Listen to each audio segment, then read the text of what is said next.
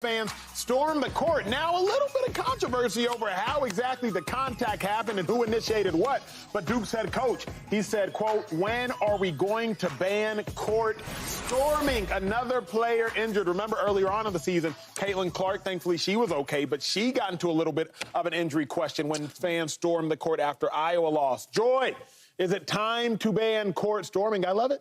Be real too, Joy. Oh, I hate court storming. It's so embarrassing. Act like you've been somewhere before. My God. Have some pride.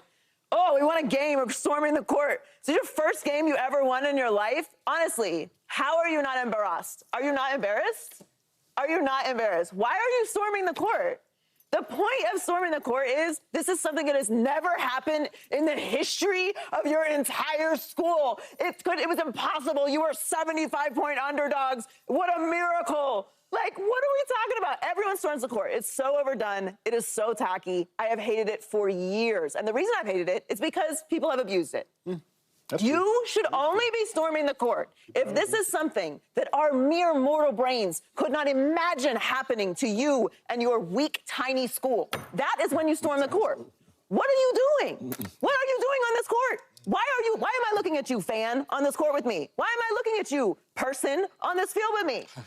Y'all never won a game before in your lives?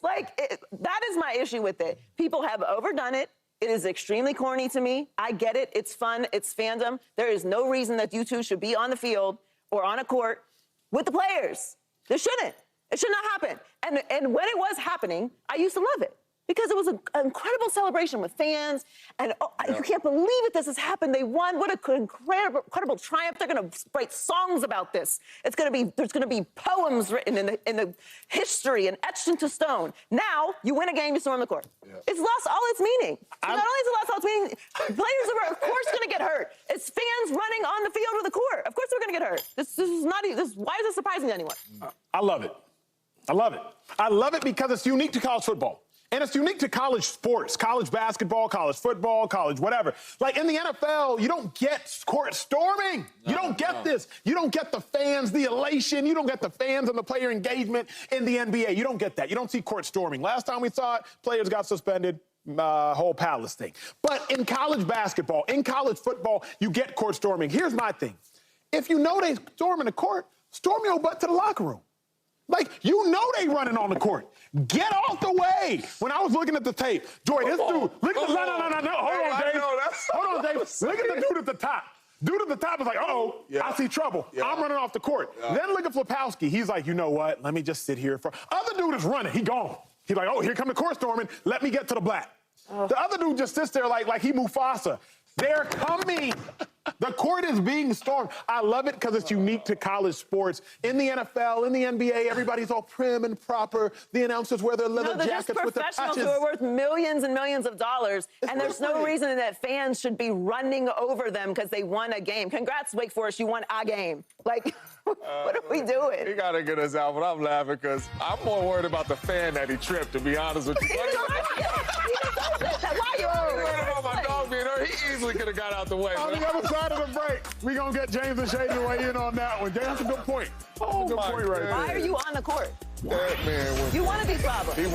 Extra work on it because the Bears are as well. Justin Fields has some ups, he has some downs. The Bears passed on selecting Bryce Young #1 overall year and kept Justin Fields. This year, they're in the same dilemma. Caleb Williams, superstar coming out of SC.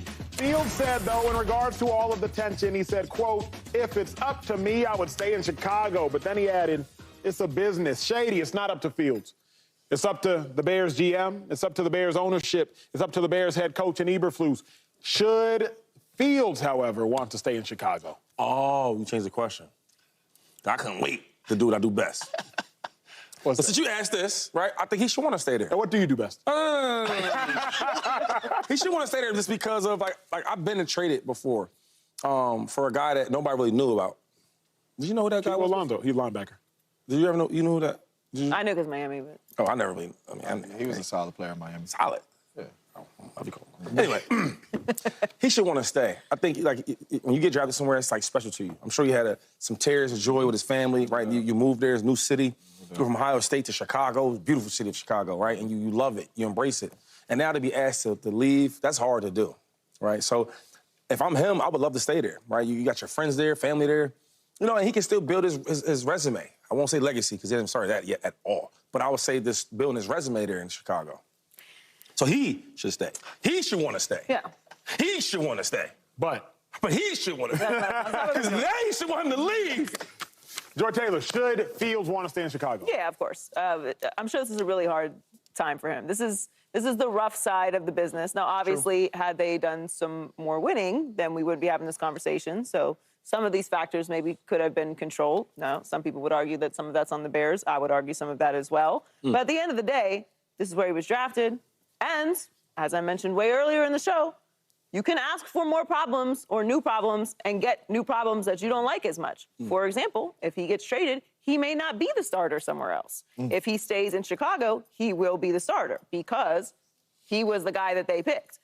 If they trade him, he may go to a team that doesn't want him to be the starter or that he has to compete to be the starter. Or if that he doesn't play well, he will be benched. So maybe you're getting a new environment, maybe you're getting a new opportunity, but it's not the same opportunity with the same types of chances that you'll have in Chicago. So, you know, everyone wants the answer here.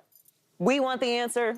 Chicago Bears fans want the answer. The rest of the media wants the answer. Justin Fields, his family, the teammates, everyone wants to know what's going to happen with this pick and what Chicago's going to do. I'm sure it's a very impatient time for him as the person that is the center of this, and Caleb Williams for that matter. And we're all going to get the answer very soon as the draft approaches. So I feel for him. I empathize for him. But yeah, I think he should want to stay, of course. I think he has to want to stay. Chicago's who made him a first-round pick.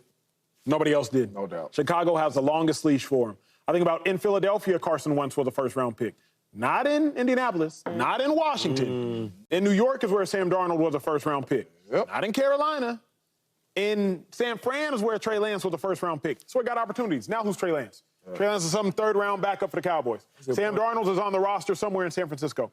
Carson Wentz is trying to get back into the league, out of league, in the league. He plays for the Rams. So stay with the team that mortgaged everything for you. Only the Bears gave up what they gave up for you. And by I mean gave up, they gave up a first-round pick for you, Justin Fields. It can't get any better than the team that decided that you were worth that. No, I'm with you. And you got an organization, you got a coach that believes in you. We don't know what they're going to do with the pick, but when you hear Eberflus talk, he talks very high at Justin Fields. They passed up the #1 pick last year because they took you in the first round and they believed in you. So I don't think there's any other place he should want to play right now because the way the organization and the head coach, especially under Coach Matt, has believed in him. And not only that, he played well the last 6 games. But every year they're threatening to break up with him, though. So how would y'all as players feel about that? Every year. Just keep running me that check. But like, you can make that threat every single year. Just keep running me that check, and I'm at the top of the...